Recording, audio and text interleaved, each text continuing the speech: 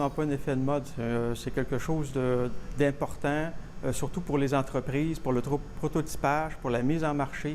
Le domaine médical en profite. C'est très facile d'arriver avec quelque chose dans nos mains en un temps très, très court. Un processus qui se fait étape par étape. Il s'agit dans un premier temps de réaliser un dessin en 3 dimensions à l'aide d'un logiciel. Ce logiciel-là va permettre de placer la pièce dans l'espace de travail, de l'orienter, de choisir l'épaisseur des couches et également de visualiser le volume de matière que ça va prendre, le temps d'impression. On a pris 9 heures à fabriquer cette pièce. Ça peut paraître long, mais essayez de la fabriquer avec une grande précision en moins de temps que ça, je vous mets au défi de le faire. Donc, l'avantage, c'est qu'on pèse sur print, on peut aller prendre un café, aller se coucher, faire un beau dodo, et on revient et la pièce est fabriquée.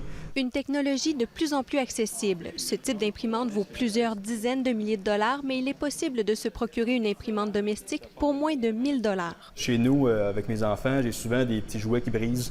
OK.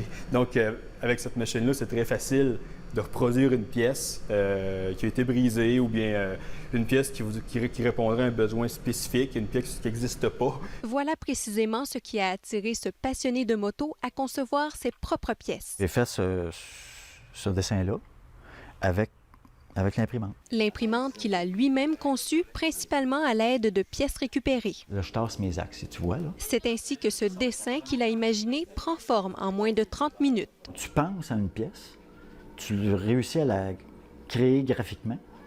Ensuite de ça, tu peux l'avoir dans les mains. C'est ce qui est intéressant, là. La technologie ne cesse de gagner du terrain, de telle sorte qu'il pourrait un jour devenir commun d'élaborer des objets complexes aussi simplement que l'on imprime un document. Ce jour n'est peut-être pas si lointain. Ici Marie-Ève Trudel, Radio-Canada, Trois-Rivières.